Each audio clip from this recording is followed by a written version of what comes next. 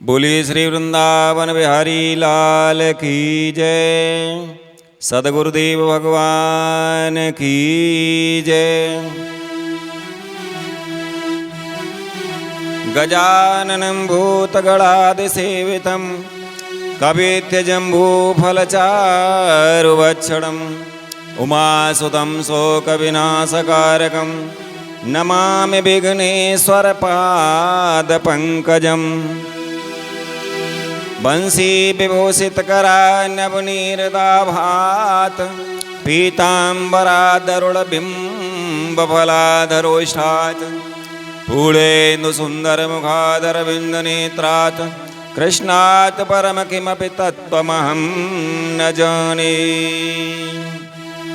गुरुर्ब्रह्मा गुरुर्विष्णु गुरुर्देवो महेश्वरः गुरुर्साक्षात् परं ब्रह्म तस्मै श्री गुरुवे नमः।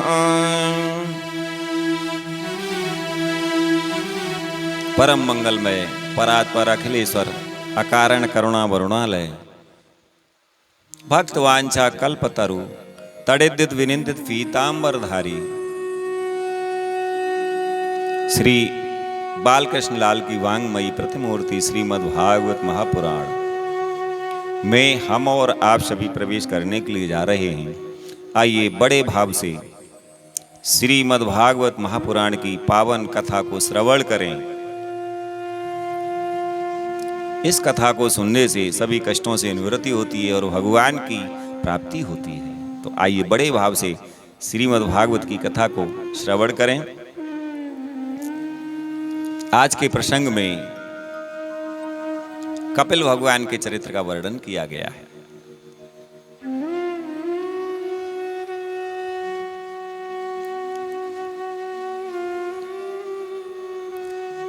नेमिषारण्य क्षेत्र में सौनक आदि 88,000 ऋषियों के मध्य में सूत जी व्यास आसीन होकर के श्रीमद् भागवत महापुराण की कथा को श्रवण करा रहे हैं। और इधर श्री गंगा जी के पावन तट पर सुखताल क्षेत्र में श्री सुखदेव जी महाराज परीक्षित जी के साथ सभी संतों को सभी भक्तों को कथा श्रवण करा रहे हैं। और इधर हरिद्वार में श्री मैत्रेय जी श्री विदुर जी को पावन श्रीमद् भागवत कथा अमृत का पान करा रहे हैं। आइए कथा को बड़े भाव से श्रवण करें। श्री मैत्रेय जी कहते हैं, हे विदुर जी,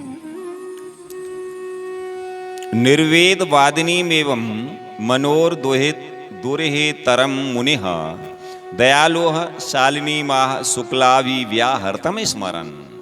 उत्तम गुणों से सुशोभित मनु कुमारी देवहूति ने जब ऐसी वैराग्य युक्त बातें कहीं तब कृपालु करदम मुनि को भगवान विष्णु के कथन का स्मरण हो आया और उन्होंने उससे कहा। करदम जी बोले, हे दोष रहित राजकुमारी, तुम अपने विषय में इस प्रकार खेद ना करो।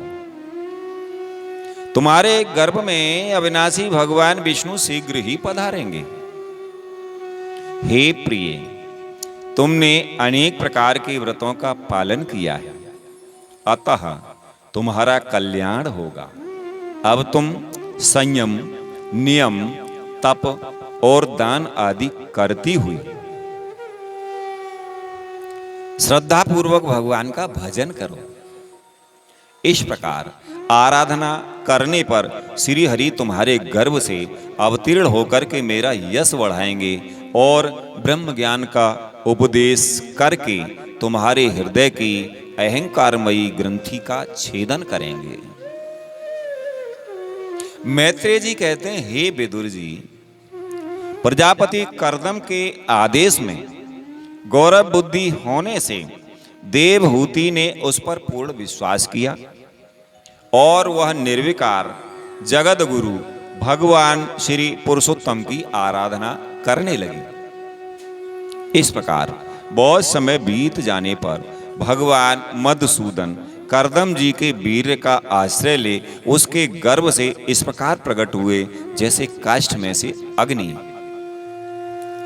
उस समय आकाश में मेघ जल बरसाते हुए गरज गरज कर बाजे बजाने लगे। गंधर्वगण गान करने लगे और अप्सराएं प्रसन्न चित्त होकर के नाचने लगी। आकाश से देवताओं के बरसाए हुए दिव्य पुष्पों की वर्षा होने लगी। सब दिशाओं में आनंद छा गया। जलाशयों का जल निर्मल हो गया और सभी जीवों के मन प्रसन्न हो गए। इसी समय सरस्वती नदी से घिरे हुए करदम जी के आश्रम में मरीच आदि मुनियों के भगवान जिस कार्य को करना चाहते थे उसका उन्होंने विशुद्ध चित्त से अनुमोदन किया एवं आदर किया और अपने संपूर्ण इंद्रियों से प्रसन्नता प्रकट करते हुए करदम जी से इस प्रकार कहा। श्री ब्रह्मा जी ने कहा, हे प्रिय करदम, तुम दूसरों को मान देने वाले हो। तुमने मेरा सम्मान करते हुए जो मेरी आज्ञा का पालन किया है, इससे तुम्हारे द्वारा निष्कपट भाई अपने वंशों द्वारा इस सृष्टि को अनेक प्रकार से बढ़ाएंगे। अब तुम इन मरीच आदि मुनिवरों को इनके स्वभाव और रुचि के अनुसार अपनी कन्याएं समर्पित करो और संसार में अपना सुयश फैलाओ। ब्रह्मा जी कहते, ही मुनि, मैं जानता हूं जो संपूर्ण प्राणियों की निधि हैं, उनके अभीष्ट मनोरथ पूर्ण करने वाले हैं। वे आदि पुरुष नारायण ही अपनी योग माया से कपिल के रूप में अवतीर्ण हुए हैं। फिर ब्रह्मा जी देवहूति से बोले कि हे राजकुमारी, सुनहले बाल, कमल जैसे विशाल नेत्र और कमलांकित चरण कमलों वाले शिशु के रूप में कैटोब असुर को मारने वाले साक्षात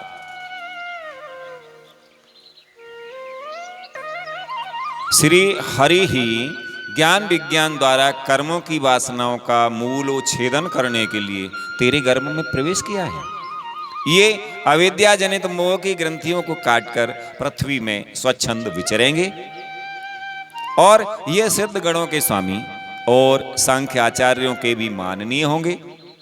लोक में तेरी कीर्ति का विस्तार करेंगे और कपिल नाम से विख्यात होंगे। बोलिए कपिल भगवान की जय।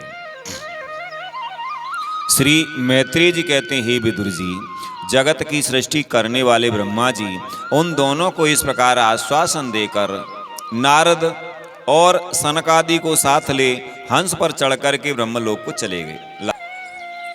ब्रह्मा जी के चले जाने पर करदम जी ने उनके आज्ञानुसार मरीच आदि प्रजापतियों के साथ अपनी कन्याओं का विधि पूर्वक विवाह कर दिया। उन्होंने अपनी कला नाम की कन्या मरीच को, अनसुईया अत्रि को, श्रद्धा अंगिरा को और हविर्भू पुलस्त्य को समर्पित की। पुलह को उनके अनुरूप गति नाम की कन्या दी। क्रतु के साथ परम साध्वी क्रिया का विवाह किया। भृगु जी को ख्याति और वशिष्ठ जी को अरुंधति समर्पित की। अथर्वा ऋषि को शांति नाम की कन्या दी, जिससे यज्ञ कर्म का विस्तार किया जाता है। करदम जी ने उन विवाहित ऋषियों का उनकी पत्नियों के सहित खूब सत्कार किया। हे विदुर जी, इस प्रकार विवाह हो जाने पर वे सब ऋषि करदम जी की आज्ञा ले अति आनंद पूर्वक अपने अपने आश्रमों को चले गए। श्री मैत्रेय जी कहते हैं, हे विदुर जी, करदम जी ने देखा कि उनके यहाँ साक्षात देवादिदेव श्री हरि ने ही अवतार लिया है, तो वे एकांत में उनके पास गए और उन्हें प्रणाम करके इस प्रकार कहने लगे, अहो, अपने पाप कर्मों के कारण इस दुखमय संसार में नाना प्रकार से पीड़ित होते हुए पुरुषों पर देवगण तो बहुत काल बीतने पर प्रसन्न होते हैं, किंतु जिनके स्वरूप को योगी जन अनेकों जन्मों के साधन से सिद्ध हुई सुदृढ़ समाधि के द्वारा एकांत में देखने का प्रयत्न करते हैं। अपने भक्तों की रक्षा करने वाले वे ही श्री हरि हम विषय लोलपों के द्वारा होने वाली अपनी अवज्ञा का कुछ भी विचार ना कर आज हमारे घर में अवतीर्ण हुए हैं। आप वास्तव में अपने भक्तों का मान बढ़ाने वाले हैं। आपने अपने वचनों को सत्य करने और सांख्य योग का उपदेश करने के लिए ही मेरे यहाँ अवतार लिया है।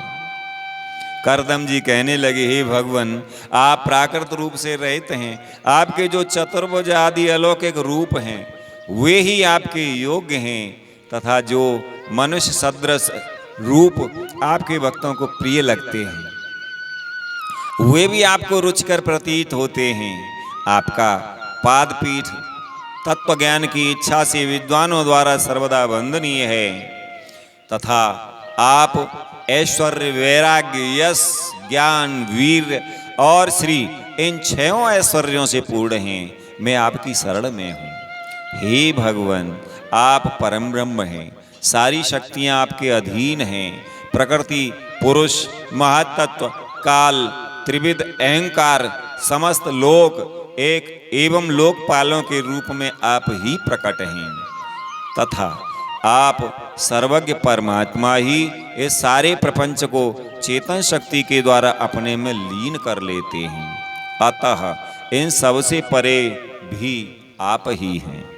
मैं आप भगवान कपिल की शरण लेता हूँ।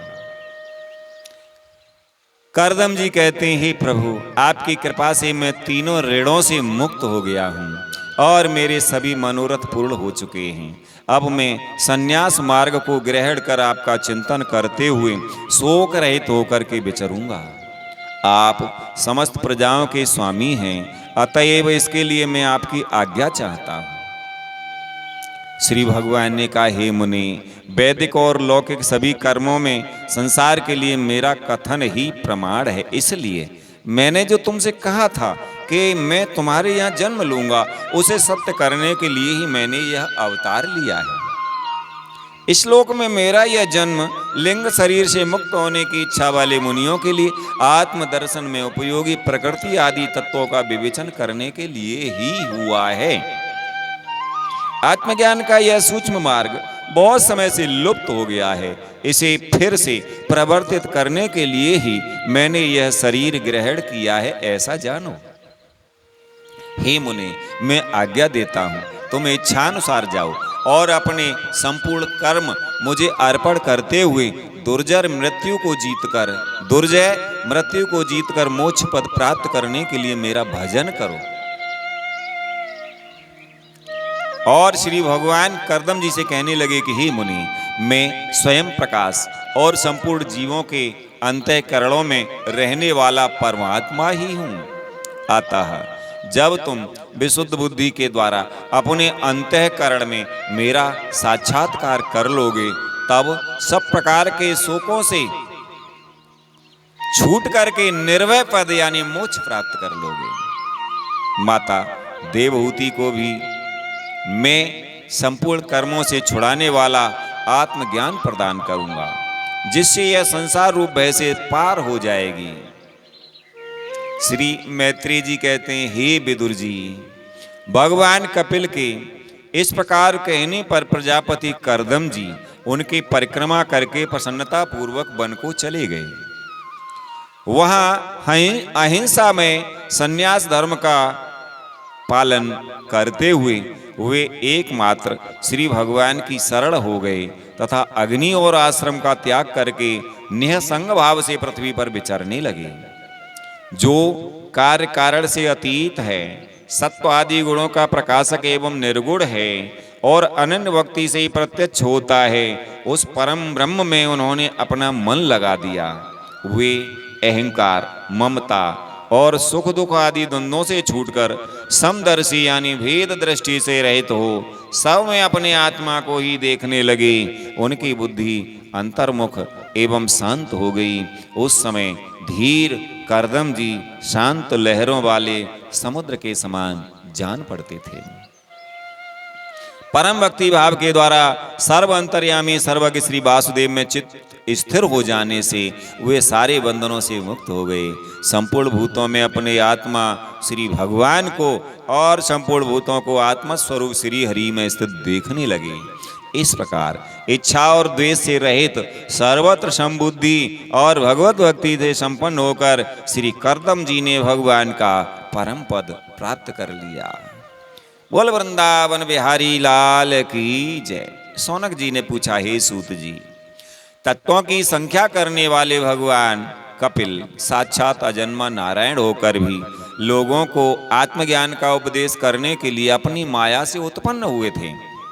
मैंने भगवान के बहुत से चरित्र सुने हैं, तथापि इन योगी प्रवर पुरुष श्रेष्ठ कपिल जी की कीर्ति को सुनते सुनते मेरी इंद्रियां तृप्त नहीं होती।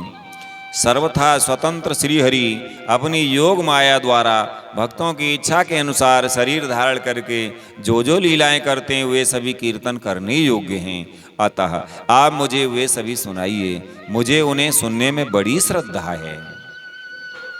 सूत जी कहते हैं, हे सौनक आदि ऋषियों, आपकी ही भांति जब विदुर जी ने भी यह आत्मज्ञान विषयक प्रश्न किया तो श्री व्यास जी के सखा भगवान मैत्रेय जी प्रसन्न होकर के इस प्रकार कहने लगे। श्री मैत्रेय जी ने कहा, हे विदुर जी, पिता के वन में चले जाने पर भगवान कपिल जी माता का प्रिय करने की इच्छा से उस बिंदुसर तीर्थ में रहने लगे। एक दिन तत्व समूह के पारदर्शी भगवान कपिल कर्म कलाप से विरत हो आसन पर विराजमान थे। उस समय ब्रह्मा जी के वचनों का स्मरण करके देवहूति ने उनसे कहा। देवहूति बोली, हे भूमन, हे प्रभु, इन दुष्ट इंद्रियों की विषय लालसा से मैं बहुत ऊब गई हूँ और इनकी इच्छा पूरी करते रहने से ही घोर अज्ञान अंधकार में पड़ी हुई हूँ। अब आपकी कृपा से मेरी जन्म परंपरा समाप्त हो चुकी है। इसी से इस दुस्तर अज्ञान अंधकार से पार लगाने के लिए सुंदर नेत्र रूप आप मुझे प्राप्त हुए हैं। आप संपूर्ण जीवों के स्वामी भगवान आदि पुरुष हैं तथा अज्ञान अंधकार से अंधे पुरुषों के लिए नेत्र स्वरूप सूर्य की भांति आप उदित हुए हैं। हे देव, इन देह गेह आदि में जो मैं मेरेपन का दुराग्रह होता है वह भी आपका ही कराया हुआ है। अतः अब आप मेरे इस महामोह को दूर कीजिए। आप अपने भक्तों के संसार रूप वृक्ष के लिए कुठार के समान हैं। मैं प्रकृति और पुरुष का ज्ञान प्राप्त करने की इच्छा से आप शरणागत वत्सल की शरण में आई हूँ। आप भागवत धर्म जानने वालों में सबसे श्रेष्ठ हैं। मैं आपको प्रणाम करती हूँ। श्री मैत्रेय जी कहते हैं, हे विदुर जी, इस प्रकार माता देवहूति ने अपनी जो अभिलाषा प्रकट की वह परम पवित्र और लोगों को मोक्ष मार्ग में अनुराग उत्पन्न करने वाली थी। उसे सुनकर आत्मज्ञ सत्पुरुषों की गति श्री कपिल जी मन ही मन उसकी प्रशंसा करने लगे और फिर मृदु मुस्कान से सुशोभित मुखारविंद से इस प्रकार कहने लगे। भगवान कपिल ने कहा, हे माता, यह मेरा निश्चय है कि अध्यात्म योग ही मनुष्यों के आत्यंतिक कल्याण का मुख्य साधन है, जहाँ दुख और सुख की सर्वथा निवृत्ति हो जाती है। हे साध्वी, सब अंगों से संपन्न उस योग का मैंने पहले नारद आदि ऋषियों के सामने उनकी सुनने की इच्छा होने पर वर्णन किया था, वही अब मैं आपको सुनाता हूं। भगवान कपिल कहते हैं, इस जीव के बंधन और मोक्ष का कारण मन ही माना गया है। विषयों में आसक्त होने पर वह बंधन का हेतु होता है और परमात्मा में अनुरक्त होने पर वही मोक्ष का कारण बन जाता है। जिस समय यह मन मैं और मेरेपन के कारण होने वाली काम लोभ आदि विकारों से मुक्त एवं शुद्ध हो जाता है, उस समय वह सुख दुख से छूट करके सम अवस्था में आ जाता है। तब जीव अपने ज्ञान वैराग्य और भक्ति से युक्त हृदय से आत्मा को प्रकृति से परे एकमात्र यानी अद्वितीय भेद रहित स्वयं प्रकाश सूक्ष्म अखंड और उदासीन यानी सुख दुख शून्य देखता है तथा प्रकृति को शक्तिहीन अनुभव करता है। योगियों के लिए भगवत प्राप्ति के निमित्त सर्वात्मा श्री हरि के प्रति की हुई भक्ति के समान और कोई मंगलमय मार्ग नहीं है। विवेकी जन संग या आसक्ति को ही आत्मा का अच्छिद्य बंधन मानते हैं, किंतु वही संग या आसक्ति जब संतों यानी महापुरुषों के प्रति हो जाती है तो मोक्ष का खुला द्वार बन जाती है। जो लोग सहनशील, दयालु, समस्त देहधारियों के अकारण हेतु किसी के प्रति भी शत्रु भाव न रखने वाले, शांत, सरल स्वभाव और सत्पुरुषों का सम्मान करने वाले होते हैं, जो मुझ में अनन्य भाव से सुदृढ़ प्रेम करते हैं, मेरे लिए संपूर्ण कर्म तथा अपने सगे संबंधियों को भी त्याग देते हैं और मेरे परायण रहकर मेरी पवित्र कथाओं का श्रवण कीर्तन करते हैं तथा मुझ में ही चित्त लगाए रहते हैं, उन भक्तों को संसार के तरह तरह के ताप कोई कष्ट नहीं पहुंचाते हैं। भगवान कपिल कहते हैं, हे साध्वी, ऐसे ऐसे सर्वसंग परित्यागी महापुरुष ही साधु होते हैं। तुम्हें उन्हीं के संग की इच्छा करनी चाहिए, क्योंकि वे आसक्ति से उत्पन्न सभी दोषों को हर लेने वाले हैं। सत्पुरुषों के समागम से मेरे पराक्रमों का यथार्थ ज्ञान कराने वाली तथा हृदय और कानों को प्रिय लगने वाली कथाएं होती हैं। उनका सेवन करने से शीघ्र ही मोक्ष मार्ग में श्रद्धा, प्रेम और भक्ति का क्रमशः विकास होता है। फिर मेरी सृष्टि आदि लीलाओं का चिंतन करने से प्राप्त हुई भक्ति के द्वारा लौकिक एवं पारलौकिक सुखों में वैराग्य हो जाने पर मनुष्य सावधानता पूर्वक योग के भक्ति प्रधान सरल उपायों से समाहित होकर मनोनिग्रह के लिए यत्न करेगा। इस प्रकार प्रकृति के गुणों से उत्पन्न हुए शब्द आदि विषयों का त्याग करने से, वैराग्य युक्त ज्ञान से, योग से और मेरे प्रति की हुई सुदृढ़ भक्ति से मनुष्य मुझ अपने अंतर आत्मा को इस देह में ही प्राप्त कर लेता है। देवहूति ने कहा, हे भगवान, आपकी समुचित भक्ति का स्वरूप क्या है और मेरी जैसी अबलाओं के लिए कैसी भक्ति ठीक है, जिससे कि मैं सहज में ही आपके निर्वाण पद को प्राप्त कर सकूं। हे निर्वाण स्वरूप प्रभु, जिसके द्वारा तत्व ज्ञान होता है और जो लक्ष्य को वेदने वाले वाण के समान भगवान की प्राप्ति कराने वाला है, वह आपका कहा हुआ योग कैसा है और उसके कितने अंग हैं। माता देवहूति कहती हैं, हे हरि, यह सब आप मुझे इस प्रकार समझाइए जिससे कि आपकी कृपा से मैं मंदमती स्त्री जाति भी इस दुर्बोध विषय को सुगमता से समझ सकूं। श्री मैत्री जी कहते हैं, हे बुद्र जी, जिसके शरीर से उन्होंने स्वयं जन्म लिया था उस अपनी माता का ऐसा अभिप्राय जानकर कपिल जी के हृदय में स्नेह उमड़ आया और उन्होंने प्रकृति आदि तत्वों का निरूपण करने वाले शास्त्र का, जिसे सांख्य कहते हैं, उपदेश किया। साथ ही भक्ति विस्तार एवं योग का भी वर्णन किया। श्री भगवान ने कहा, हे माता, जिसका चित्त एकमात्र भगवान में ही लग गया है, ऐसे मनुष्य की वेद विहित कर्मों में लगी हुई तथा विषयों का ज्ञान कराने वाली कर्मेंद्रिय एवं ज्ञानेंद्रिय दोनों प्रकार की इंद्रियों की जो सत्व मूर्ति श्री हरि के प्रति स्वाभाविक प्रवृत्ति है, वही भगवान की अहेतुकी भक्ति है। यह मुक्ति से भी बढ़कर है, क्योंकि जठरा नल जिस प्रकार खाए हुए अन्न को पचाता है, उसी प्रकार यह भी कर्म संस्कारों के भंडार रूप लिंग शरीर को तत्काल भस्म कर देती है। मेरी चरण सेवा में प्रीत रखने वाले और मेरी ही प्रसन्नता के लिए समस्त कार्य करने वाले कितने ही बड़भागी भक्त जो एक दूसरे से मिलकर प्रेम पूर्वक मेरे ही पराक्रमों की चर्चा किया करते हैं, मेरे साथ एक ही भाव यानी सायुज्य मोक्ष की भी इच्छा नहीं करते।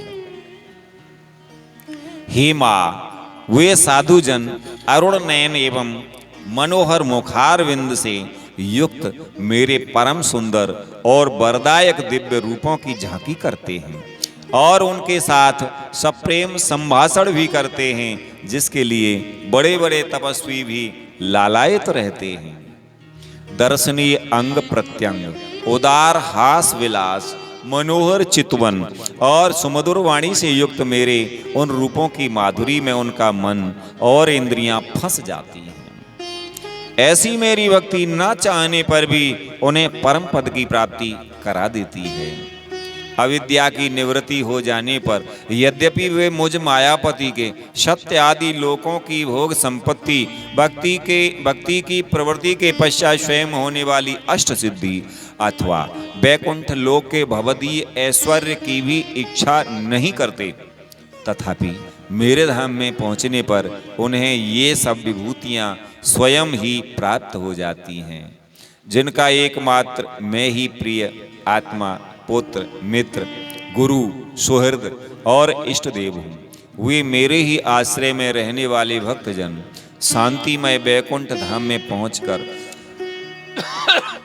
किसी प्रकार भी इन दिव्य भोगों से रहित नहीं होते और न उन्हें मेरा काल चक्र ही ग्रस सकता है।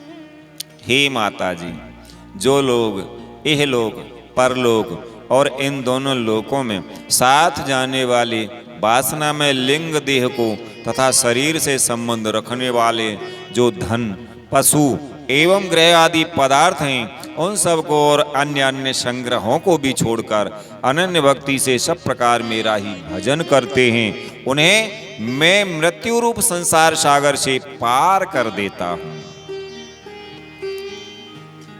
भगवान कपिल कहते ही माता, मैं साक्षात भगवान हूँ, प्रकृति और पुरुष का भी प्रभु हूँ तथा समस्त प्राणियों का आत्मा हूँ। मेरे सिवा और किसी का आश्रय लेने से मृत्यु रूप महाभय से छुटकारा नहीं मिल सकता। मेरे भय से यह वायु चलती है, मेरे भय से सूर्य तपता है, मेरे भय से इंद्र वर्षा करता है और अग्नि जलाती है तथा मेरे ही भय से मृत्यु अपने कार्य में प्रवृत्त होता है। योगी जन ज्ञान वैराग्य युक्त भक्ति योग के द्वारा शांति प्राप्त करने के लिए मेरे निर्भय चरण कमलों का आश्रय लेते हैं। संसार में मनुष्य के लिए सबसे बड़ी कल्याण प्राप्ति वही है कि उसका चित्त तीव्र भक्ति योग के द्वारा मुझ में लग करके स्थिर हो जाए। बोले वृंदावन बिहारी लाल की जय, सद्गुरुदेव भगवान की जय। तो आज की कथा को हम यहीं पर विराम देते हैं। बोले भक्त वत्सल भगवान की जय। श्री कृष्ण गोविंद हरे मुरारे, हे नाथ नारायण वासुदेवा। श्री कृष्ण गोविंद हरे मुरारे, हे नाथ नारायण वासुदेवा। श्री कृष्ण गोविंद हरे मुरारे, हे नाथ नारायण वासुदेवा। सर्वे भवन्तु सुखिनः, सर्वे सन्तु निरामयाः, सर्वे भद्राणि पश्यन्तु, मा कश्चित् दुःखभाग् भवेत्। सभी को जय जय श्री राधे, जय श्री कृष्ण।